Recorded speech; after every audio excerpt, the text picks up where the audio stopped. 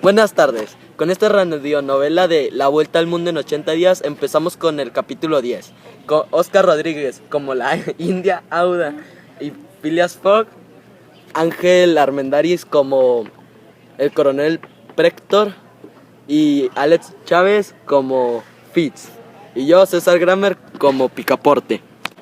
Aquella misma tarde el tren proseguía su marcha sin obstáculos.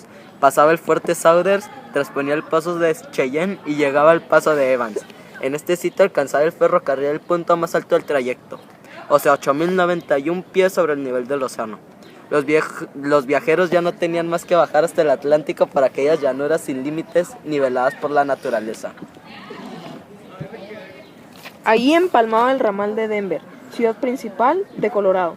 Este territorio es rico en minas de oro y de plata, y más de 50,000 habitantes han fijado ahí su domicilio. Se habían recorrido 1.382 millas desde San Francisco en 3 días y 3 noches. 4 noches y 4 días debían bastar, según toda previsión, para llegar a Nueva York, dentro del plazo reglamentario. Durante la noche se dejó a la izquierda el campamento de Walva. El Lodge Pole Creek discurría paralelamente a la vía, siguiendo sus aguas la frontera rectilínea común a los estados de Wyoming y de Colorado. A las 11 se entraba en el Nebraska, se pasaba cerca de Sedgwick y se tocaba en Julesburg, situada en el brazo meridional de Platte River.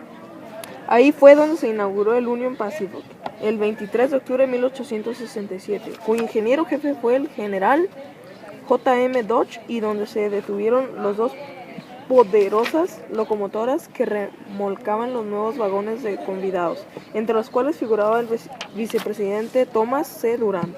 Ahí dieron el simulacro de un combate indio, ahí brillaron los fuegos artificiales, en medio de ruidosas aclamaciones. Ahí por último se publicó, por medio de una imprenta portátil, el primer número del Railway Pioneer. Así fue celebrada la inauguración de ese gran ferrocarril, instrumento de progreso y de civilización, trazado a través del desierto y destinado a enlazar entre sí ciudades que no existían aún. El silbato de la locomotora, más poderoso que la lira de Anfión, iba a hacerle surgir muy en breve del suelo americano. A las 8 de la mañana, el fuerte McPherson quedaba atrás. Este punto dista 357 millas de Omaha. La vía férrea seguía por la izquierda del brazo meridional del río Platte. A las 9 se llegaba a la importante ciudad de North Platte, construida entre los dos brazos de este gran río, que se vuelven a reunir alrededor de ella para no formar en adelante ya más que una sola arteria afluyente considerable, cuyas aguas se confunden con las del Missouri un poco más allá de Omaha. Mr. Fogg y sus compañeros proseguían su juego, sin que ninguno de ellos se quejase de la longitud del camino. Fitz había empezado por ganar algunas guineas que estaba a punto de volver a perder, no siendo menos apasionado que Mr. Fogg. Durante aquella mañana la suerte favoreció singularmente a este. Los triunfos llovían, por decirlo así, en sus manos. En cierto momento, después de haber combinado un golpe atrevido, se preparaba a jugar espadas cuando detrás de su asiento salió una voz diciendo: Yo jugaría oros. Mr. Fogg, mientras Mrs. Auda y Fitz levantaron la cabeza. El coronel Proctor estaba junto a ellos. Stamp W. Proctor y Phileas Fogg se reconocieron enseguida. Ah, ¿sois vos, señor inglés espadas? Exclamó el coronel. ¿Sois vos quien quiere jugar? ¿Y que las juega? Respondió con frialdad Phileas Fogg, echando un 10 de ese palo. Pues bien, me acomoda que sean oros. Replicó el coronel Proctor con irritada voz, haciendo un ademán para coger la carta jugada y añadiendo: No sabéis ese juego. Tal vez seré más diestro en otro, dijo Phileas Fogg levantándose. Solo de vos depende ensayarlo, hijo de John Bull, replicó el grosero personaje. Mistress Auda había palidecido, afluyendo toda su sangre al corazón. Se había asido del brazo de Phileas Fogg, que la repelió suavemente. Picaporte iba a echarse sobre el americano, que miraba a su adversario con el aire más insultante, pero Fitz se había levantado y yendo hacia el coronel Proctor le dijo: Olvidáis que es conmigo con quien debéis entenderos, porque no solo me habéis injuriado, sino golpeado. señor Fix. dijo Fogg. Perdonad, pero esto me concierne a mí solo. Al pretender que yo hacía mal en jugar espadas, el coronel me ha injuriado de nuevo y me dará una satisfacción. cuando quieras y donde quieras. Respondió el americano. Y con el arma que queráis. Mistress Auda intentó en vano detener a Mr. Fogg. El inspector hizo inútiles esfuerzos para hacer suya la cuestión. Picaporte quería echar al coronel por la portezuela, pero una señal de su amo lo contuvo y Phileas Fogg salió del vagón y el americano lo acompañó a la galería. Caballero, Dijo Mr. Fogg a su adversario. tengo mucha prisa en llegar a Europa y una tardanza cualquiera perjudicaría mucho mis intereses. ¿Y qué me importa? Respondió el coronel Proctor. Caballero, Dijo cortésmente Mr. Fogg. después de nuestro encuentro en San Francisco, había formado el proyecto de volver a buscaros a América, tan luego como hubiese terminado los negocios que me llaman al antiguo continente. ¿De veras? ¿Queréis señalarme sitio para dentro de 6 meses? ¿Por qué no 6 años? Digo 6 meses y seré exacto. Esos no son más que pamplinas o al instante o nunca. De acuerdo, ¿vais a Nueva York? No. ¿A Chicago? No. ¿A Omaha? ¿Os importa poco? ¿Conocéis Plum Creek? No. Es la estación inmediata y ahí llegará en el tren dentro de 1 hora. Se detendrá 10 minutos durante los cuales se pueden disparar algunos tiros. Sea, bajaré en la estación de Plum Creek. Y creo que ahí os quedaréis. Añadió el americano con sin igual insolencia. ¿Quién sabe, caballero?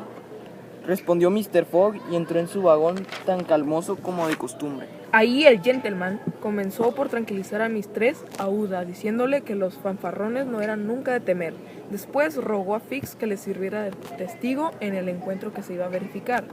Fix no podía rehusarse y Phileas Fogg prosiguió. Tranquilo, su interrumpido juego echando espadas con perfecta calma. A las 11 el silbato de la locomotora anunció la aproximación de la estación de Plum Creek. Mr. Fogg se levantó y seguido de Fitz salió a la galería. Picaporte le acompañaba llevando un par de revólveres. Mistress Aouda se había quedado en el vagón pálida como una muerta. En aquel momento se abrió la puerta de otro vagón y el coronel Proctor apareció también en la galería, seguido de su testigo, un yanqui de su temple. Pero en el momento en que los dos adversarios iban a bajar a la vía, el conductor acudió gritando. ¿No se baja, señores? ¿Y por qué? Preguntó el coronel. Llevamos 20 minutos de retraso y el tren no se para. Pero tengo que batirme con el señor. Lo siento. Respondió el empleado. Pero marchamos al punto, ya suena la campana. La campana sonaba en efecto y el tren prosiguió su camino. Lo siento muchísimo, señores. Dijo entonces el conductor. En cualquier otra circunstancia hubiera podido serviros. Pero en definitiva, puesto que no habéis podido batiros en esta estación, ¿quién nos impide que lo hagáis aquí? Eso no convendrá tal vez al señor. Dijo el coronel Proctor con aire burlón. Eso me conviene perfectamente.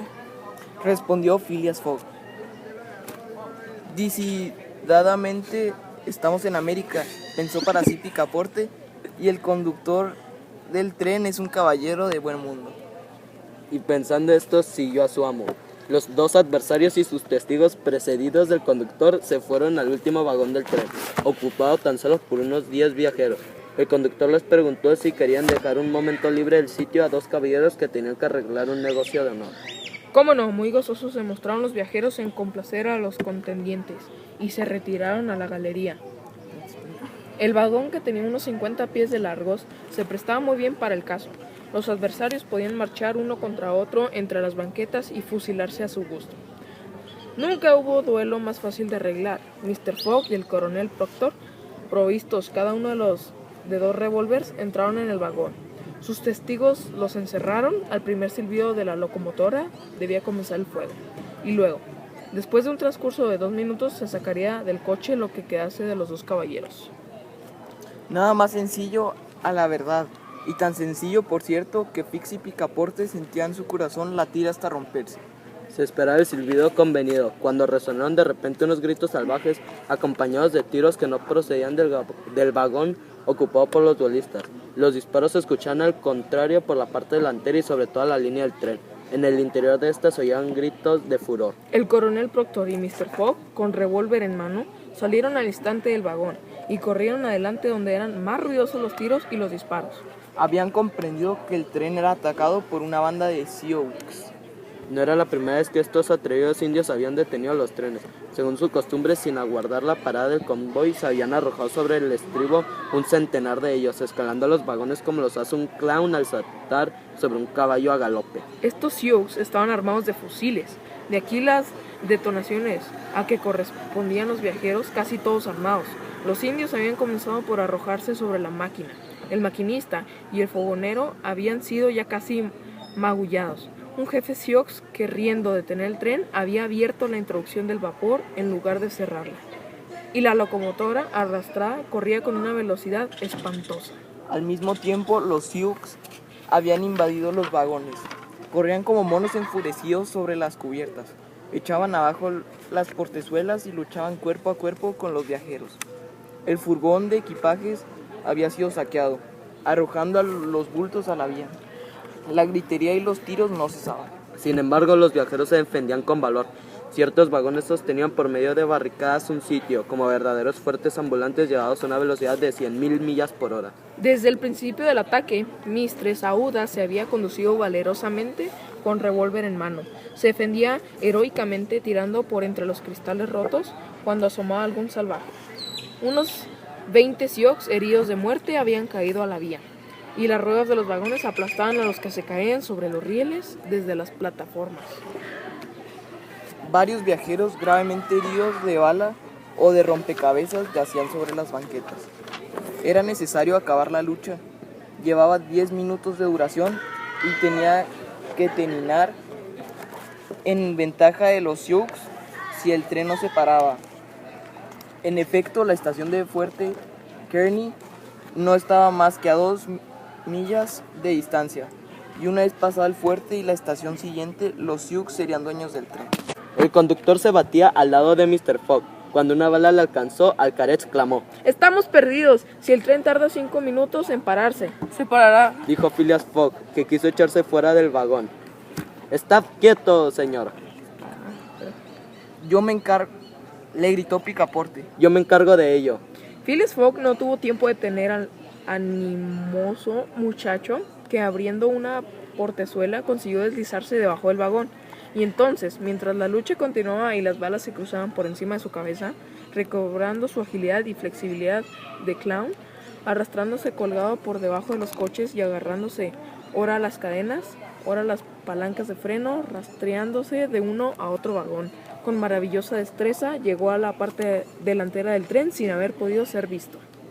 Allí, colgado por una mano entre el furgón y el tender, desenganchó con la otra las cadenas de seguridad, pero a consecuencia de la tracción, Allí los soldados del fuerte, atraídos por disparos, acudieron apresuradamente. Los Sioux no habían esperado y antes de pararse completamente el tren, toda banda había desaparecido. Pero cuando los viajeros se encontraron en el andén de la estación, reconocieron que faltaban algunos, y entre otros el valiente francés, cuyo denuedo acababa de salvarlos. Aquí termina el capítulo 10. ¿Qué les ha parecido? Si les gustó, denle like y suscríbanse. Nos vemos en el siguiente capítulo. Capítulo 11, en el cual Phileas Fogg cumple simplemente con su deber. 3 viajeros, incluso Picaporte, habían desaparecido. Los habían muerto en la lucha, estarían prisioneros de los Sioux, no podía saberse todavía. Los heridos eran bastante numerosos, pues se reconoció que ninguno lo estaba mortalmente. Uno de los más graves era el coronel Proctor, que se había batido valerosamente recibiendo un balazo en la ingle. Fue trasladado a una estación con otros viajeros cuyo estado reclamaba cuidados inmediatos. Mistress Aouda estaba a salvo. Phileas Fogg, que no había sido de los menos ardientes en la lucha, salió sin un rasguño. Fix estaba herido en el brazo, pero levemente. Pero Picaporte faltaba y los ojos de la joven Aouda vertían lágrimas. Entre tanto, todos los viajeros habían abandonado el tren. Las ruedas de los vagones estaban manchadas de sangre, de los cubos y de los ejes